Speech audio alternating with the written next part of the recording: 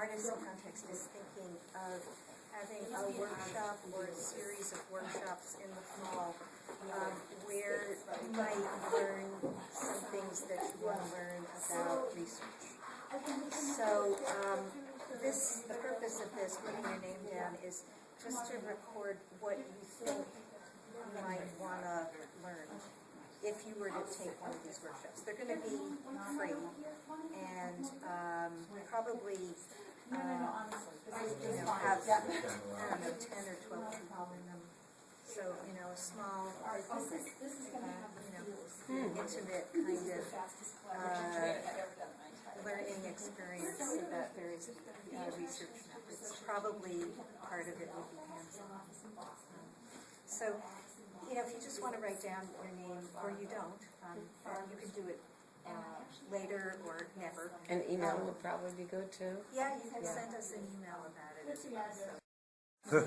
The official recording. Kristen Fowler, research librarian, research analyst by day at Bain Capital. So I work for a private equity company now. Formerly, I worked in the Contemporary Art Gallery in New York.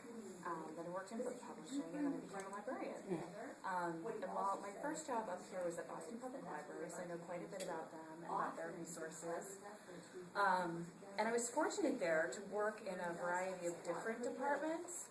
So I know a little bit about rare books and what they have, and some of the specialty collections, and about their electronic databases that you can access for free with your library card. So, and I'm also part of a Radical Reference collective, and they basically are we're library volunteers that support independent writers, independent artists that need information.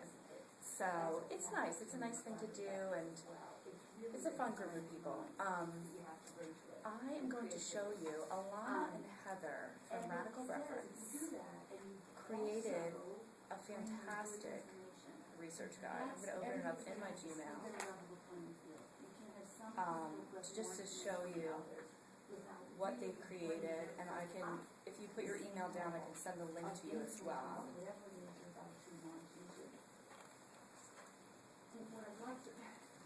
So, does everybody have a library card? Mm-hmm.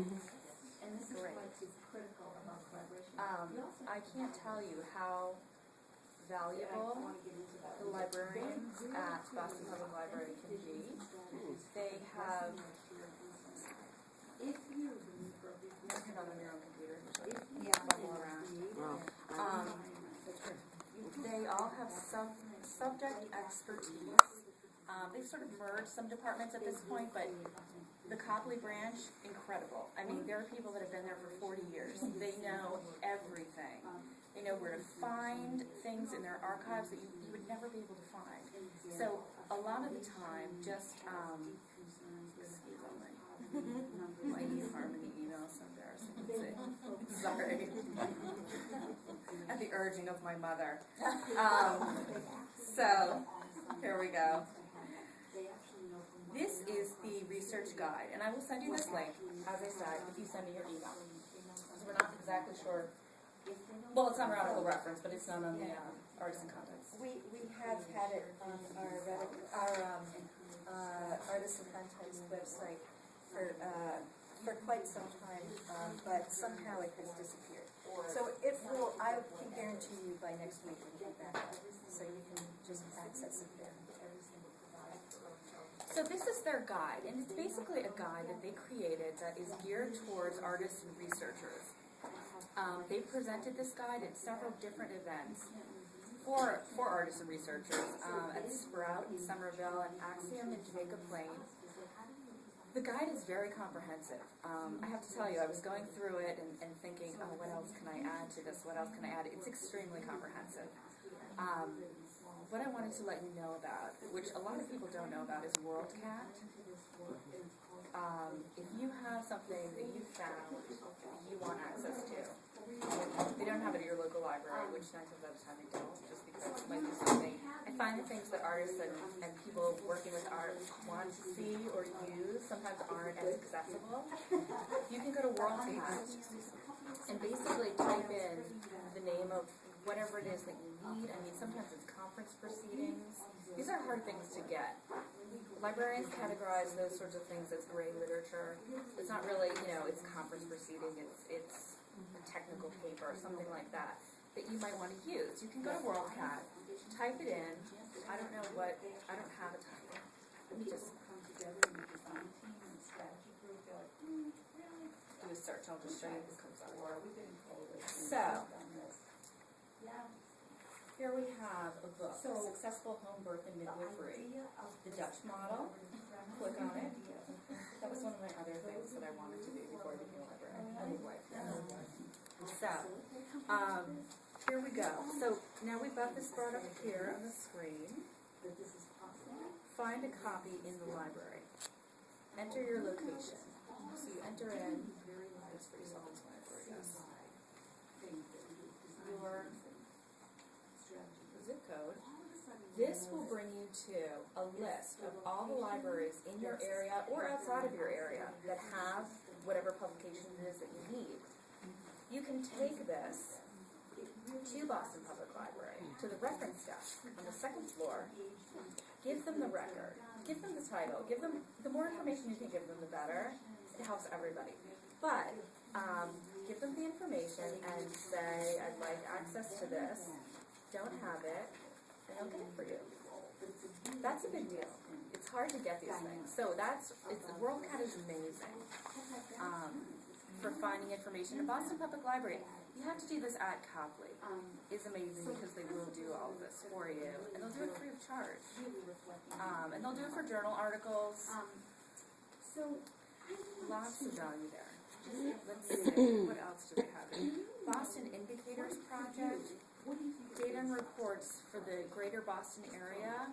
I know a lot of you probably rely on data for your projects. Maybe not. But this will show you so much about the greater Boston area. We've got arts, culture, economy, education, environment, health, housing. I guess the few things that I want to leave with you are, if you're looking for a certain bit of information, chances are other people are too. There's also an association and an organization for everything under the sun. I mean, you would not believe the organizations I found, like Metal Casting Trophy Association. And they all seem to publish literature, something of some kind. 9 times out of 10 it's free. Sometimes it's not. You need to be a member. But even the membership-only associations, organizations, normally will have a few things for free. The way I find these things, maybe I won't go through their whole guide, just because I think if I send it to you, you can go through the guide on your own as well. They do have some amazing resources on here, though. But the way I find, is anyone working on a particular project at the moment we can search? Yes. Well, kind of, yeah. It's Roma or Gypsy children, and really, and education. I'm not sure where in Europe, but I have three possible, yeah. Fluid group.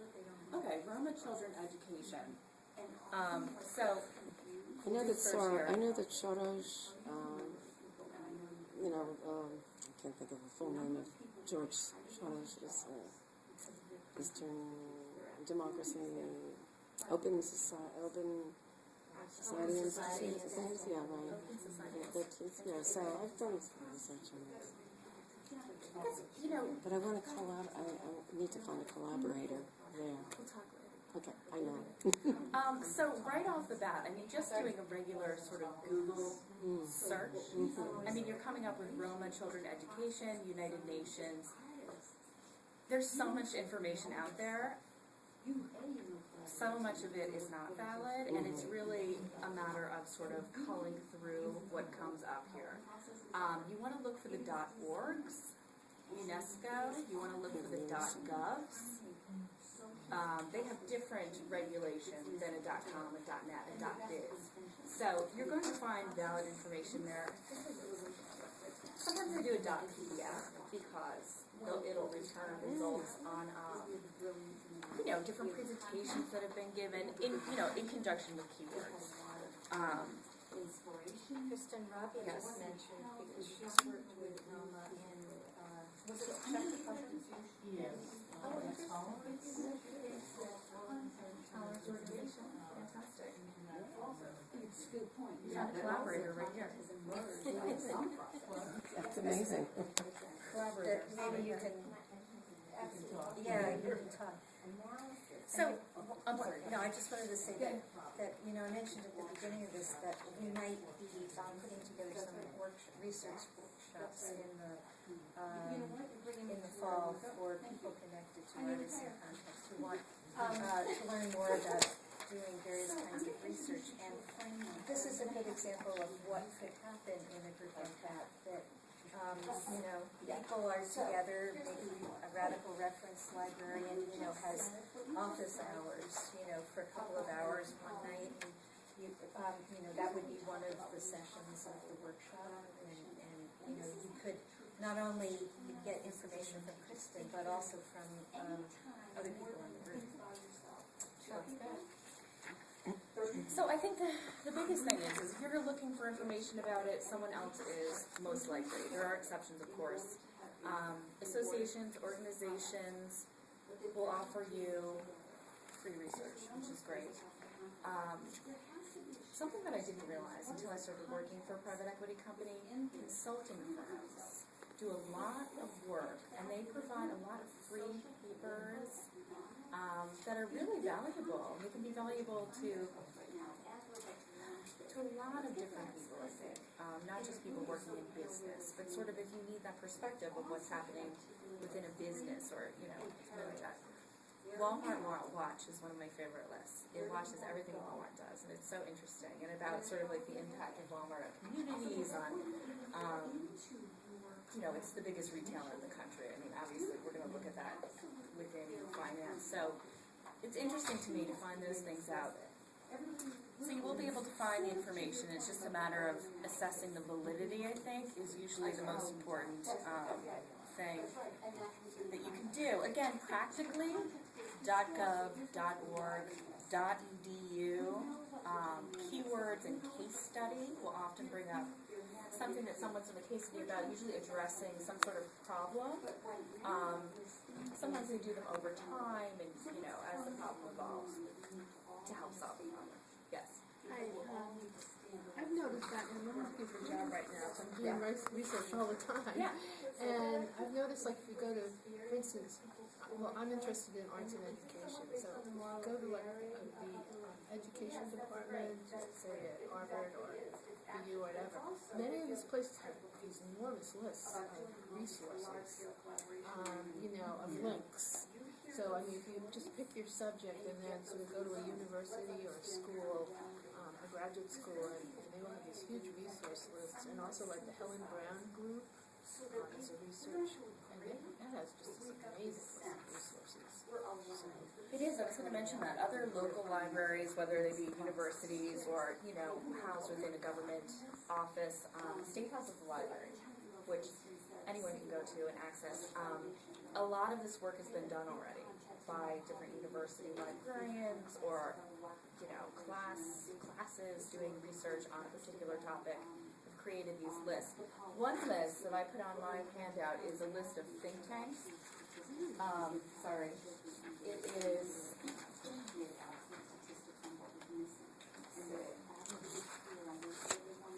Think Tank Directory. I shortened the title a little bit. It's actually at Harvard, but think tanks are an excellent place to get information, to get valid information. Yeah, so your local resources are always helpful. And I think people seem to be under the impression, which is somewhat true, that certain universities are not going to let you into their libraries. You can make it work. Just call them up. I mean, really, just call them, tell them you have a project, you're an academic, whatever you want to do, whatever you want to say, and that you need access to X, Y, or Z. 9 times out of 10, they'll let you come and use whatever materials that are critical to you. There are exceptions, of course. Not everybody's nice. So, BPL is nice. They will let you use everything. Let me show you BPL quickly. Am I running low? Okay. You know, as long as people are engaged. Tell me if you're done with me. I can stop. Well, we can always circle back around to Kristen. ETL.org. Electronic databases, they have a wealth of information here. Electronic resources, you'll have access to academic journals, newspapers, historical newspapers. They currently have a lot of online collections. They've just digitized John Adams' personal library, which is interesting. I don't know. My son worked on that project. Doug Freed. I'm friends with him. I'll talk to you later. I Yeah. thought he was the intern. Anyway. That's true. Right, rare books. He was our It's amazing. cool. It's amazing. Tom Blake. Tom Blake. Wonderful. The John and the anti-slavery collection. They have that online now too, which is incredibly interesting material and important material. This always happens at events where we have radical reference presented.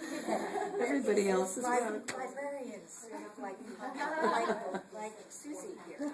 Well, I was just gonna say, it's nice to meet you. We haven't met before, but that's what I love about Radical Reference, because I'm a member as well, is how diffuse your organization it is and non-hierarchical, that you have librarians who are looking at ways to socially engage and to translate their skills outside the library.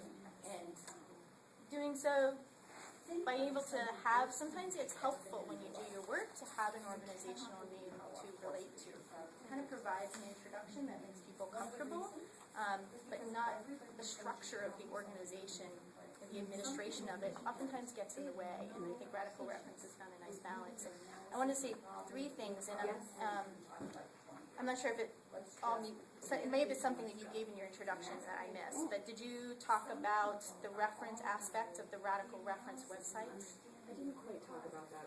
So, Go ahead, please. Radical Reference quickly actually started with a group of librarians in New York City who were trying to do support work for Orange Street protests around the Republican National Convention years ago, and supporting particularly alternative media journalists and research needs that they had. So it was a very much an impromptu way of doing meeting research needs. Out of that, they started to collaborate with some IT folks and technology and open source folks, and they created the Radical Reference website, which is actually a place where you can post questions, you can do it anonymously if you wish to, about social justice and activist engagement. So it does have that kind of subject heading, but it's very broad. There's always volunteers librarian on the back end of the website, and it's become quite international who responds to those questions. But it's a reference desk for you around social engagement as well.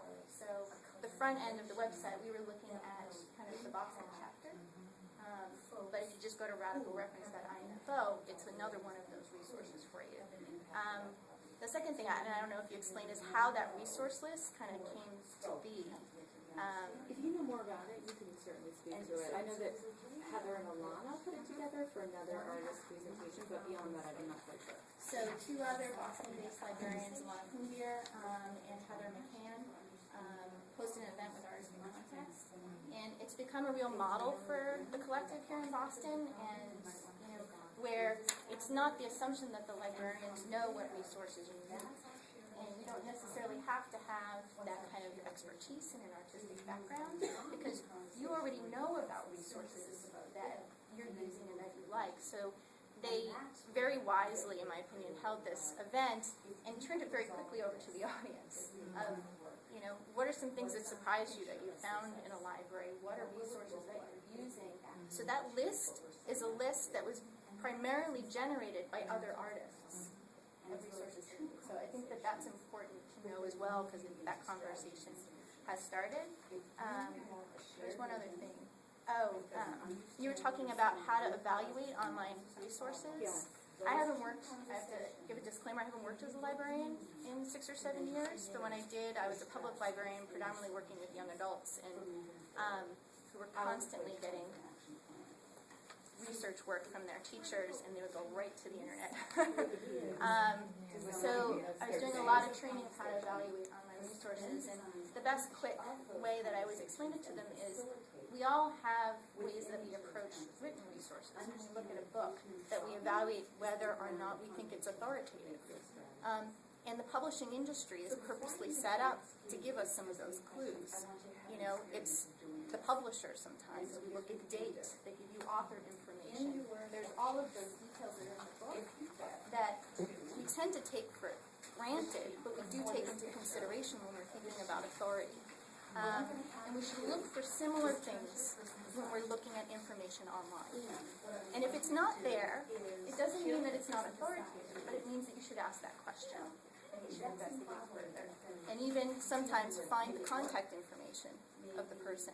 You know, sometimes there's even an anonymous kind of email that you can email and see if they respond to start that dialogue to figure out where they got their information from. So I don't know if that's something that you've used in trying to help people evaluate information online, but I find the quick, like practical thing that I like to do is the .org, the .edu, the .gov.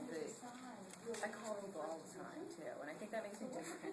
As a librarian, I'm constantly on the phone calling people and asking them, where did you get this? What's the situation?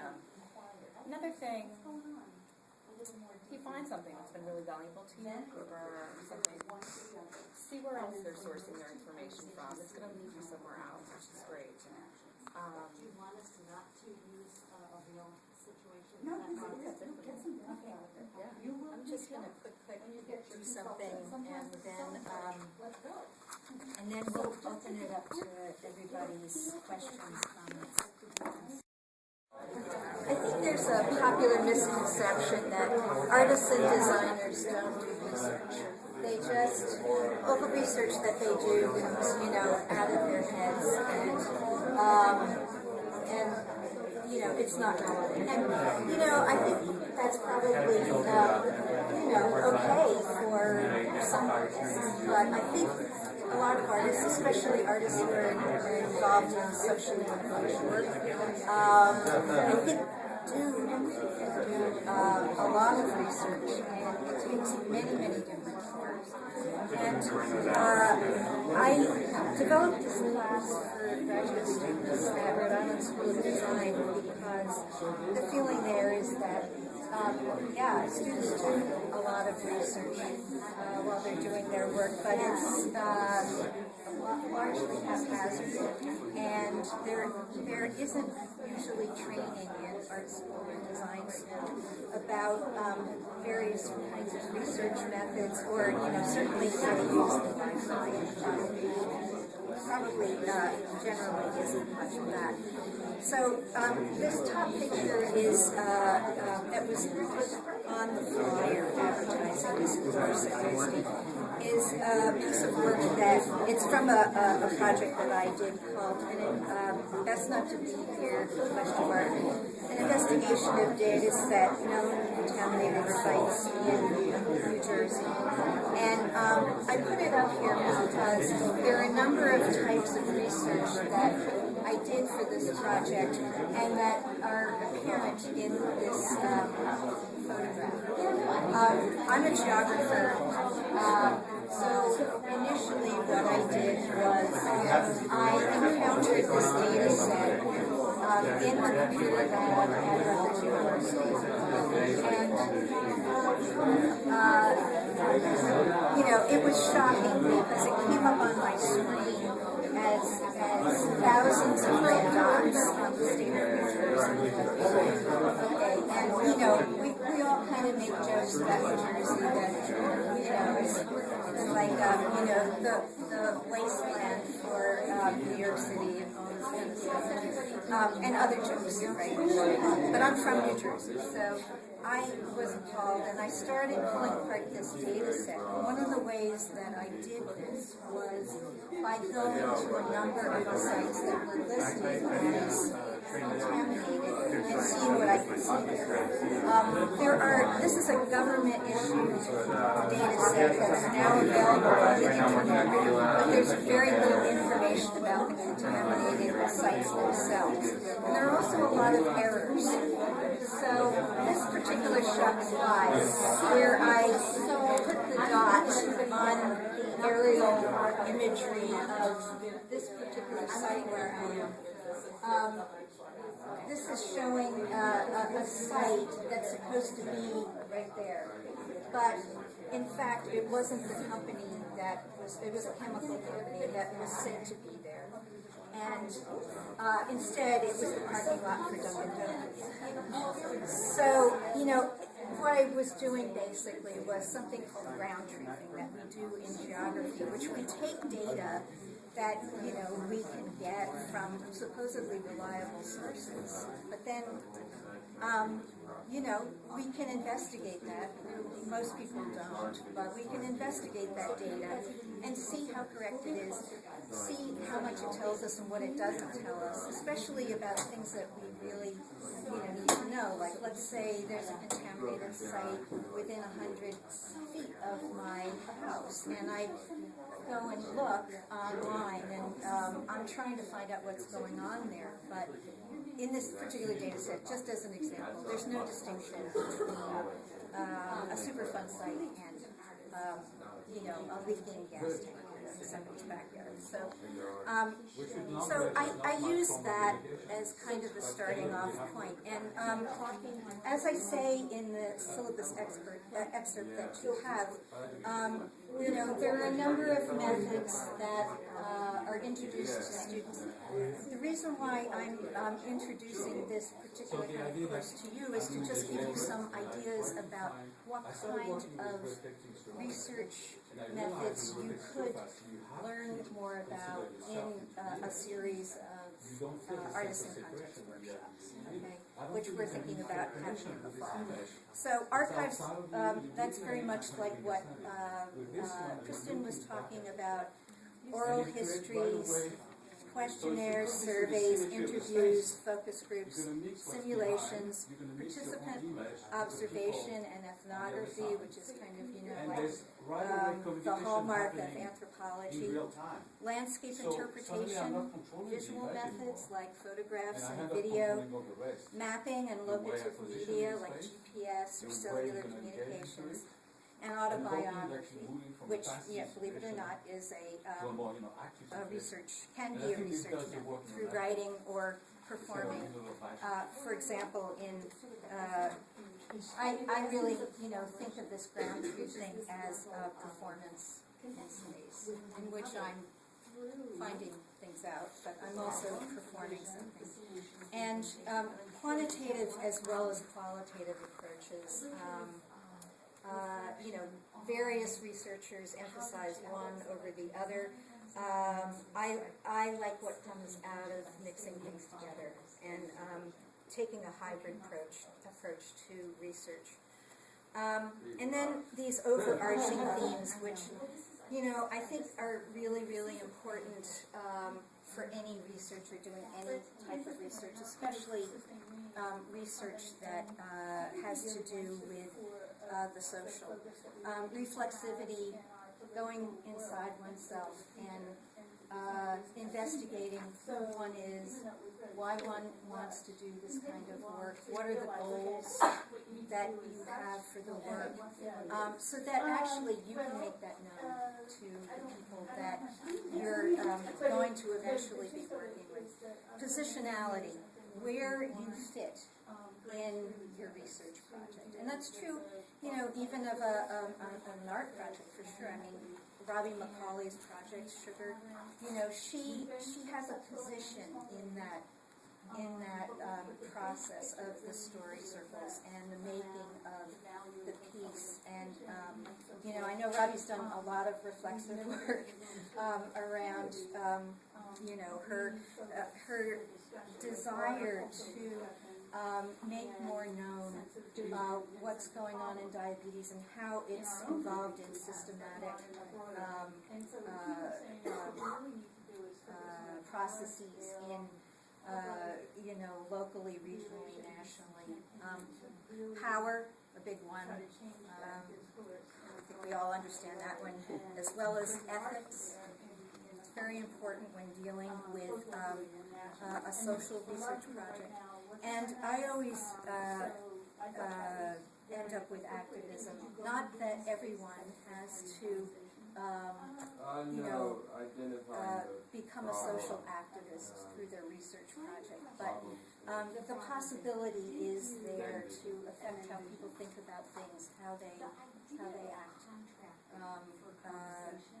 and you know what their individual behavior is and their social behavior. And finally, what is your research question? Which often is the hardest thing to talk about and, you know, to get to. But, you know, not something to worry about if you don't have the research question right at the beginning. Okay? Because research is kind of an iterative process. And you can often, you know, midway or almost toward the end realize what it really is that the question is that you're trying to address. This is just another slide real quickly from another project that I did that shows cognitive mapping. So asking people to make marks on a map about something, for example, lesbian and bisexual women's social space in Greater Philadelphia. Each color is tied to a particular interviewee who I worked with, and also there's a kind of color coding here. There were interviews done.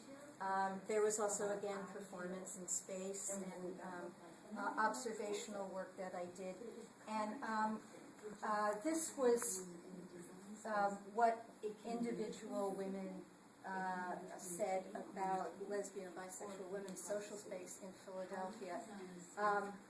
You can see here that, you know, the question where the girls are. That little area of Philadelphia is where the Convention and Visitors Bureau tried to lead everyone to find queer women's social space in Philadelphia. But through all this research and talking to people and observational work and these mental maps, maybe it's more like the second map. And I say for now, because as we know, any group of people, their social space, you know, changes over time. So that's it for what I wanted to show. So Kristen and I are happy to answer questions or you know, take suggestions about what Artists in Context might do about your research needs.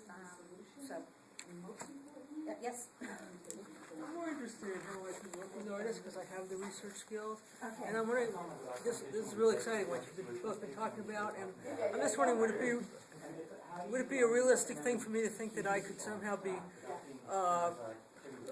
put in touch with an artist who needs help and work together on their particular project? Oh, absolutely. How would that come about? Well, you could let us know that, you know, that's the first thing, that you're available to do research. I don't know which fields of research, you know, you're, is it anything that somebody would throw at you, you would? I guess I could try. I don't know, Okay. but I just was interested. Was there anything going on right now that was putting people together, or you know?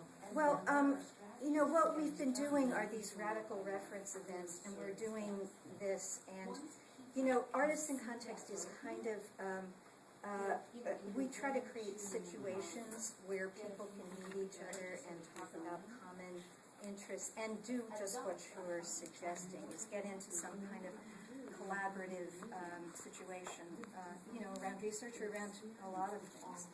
So, you know, my suggestion is, you know, we've just let it be known that you're interested in doing research. We have those charts downstairs where you can write in your name and say, you know, next to research, I'm really interested in doing research on, you know, with an artist. So then we'll take that information and we'll try to help put you together with somebody who needs research. Yeah. Could we put that on a website where it says, "Hi, I'm a researcher. I'm interested in working with artists." And people can say, "Hi, I'm an artist looking for a researcher." Yeah. And people can sort of like. Yeah, yeah, and you can also do it downstairs. Those charts are down there. I don't know if anybody marked them up yet. You were first. I have a really basic question. Can you just define quantitative research and qualitative research? Yeah, quantitative has to do with numbers, numbers of things, quantities of things.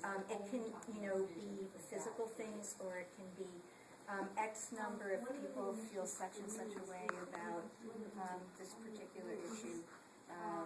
These many people don't have an opinion, like a poll. So that would be quantitative.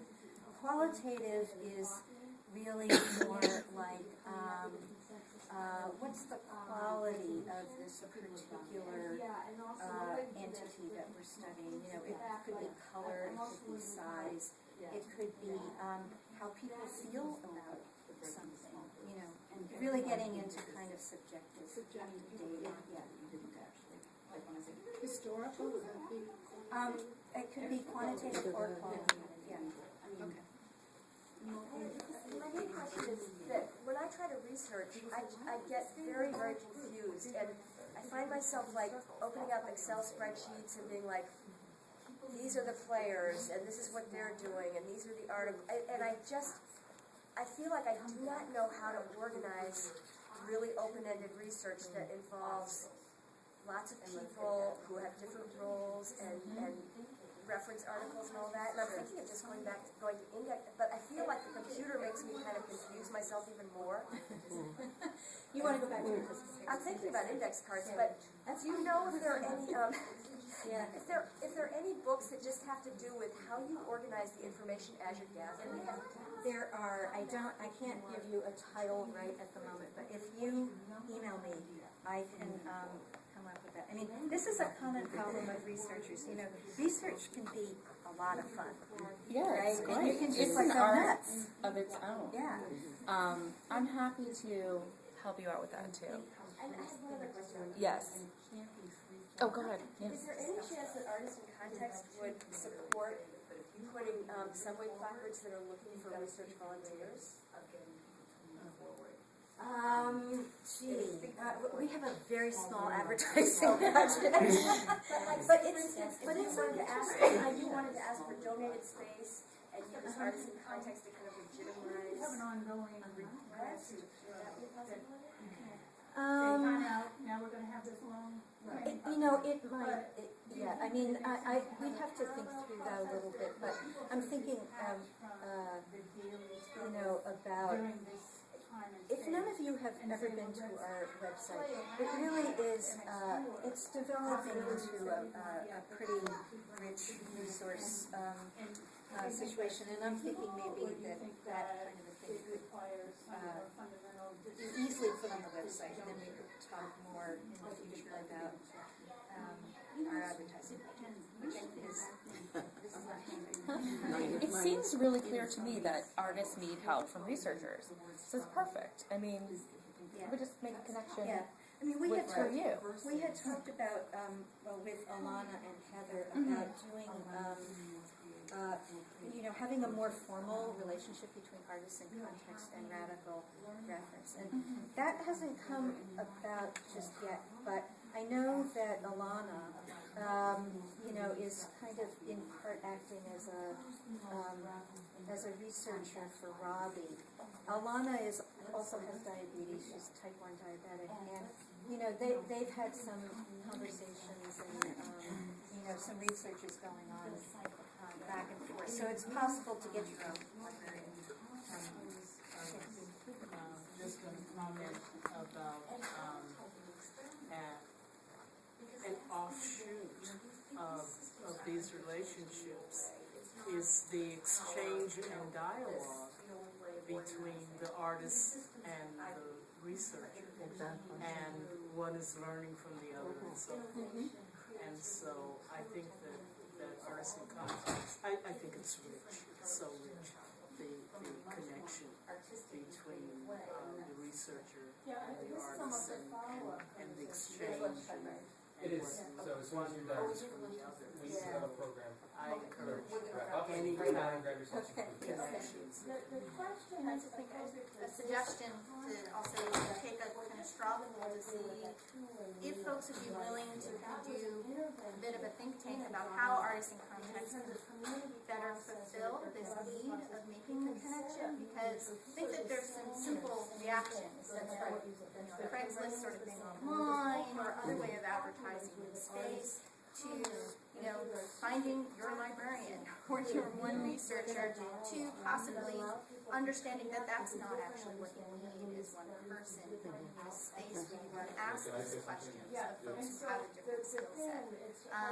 But we need to explore what that range is, and then as a community come up with the answers to present to artists in context, rather than just presenting artists in context with the need and having them try to figure out the solution for us in isolation. So I'm just kind of putting forward that rather than try to kind of recreate any one of those pieces, that maybe one of the fall workshops be exploring how to, what the scope looks like for answering this. That's great. I was just told that we're supposed to go back downstairs, but if any of you still need handouts, either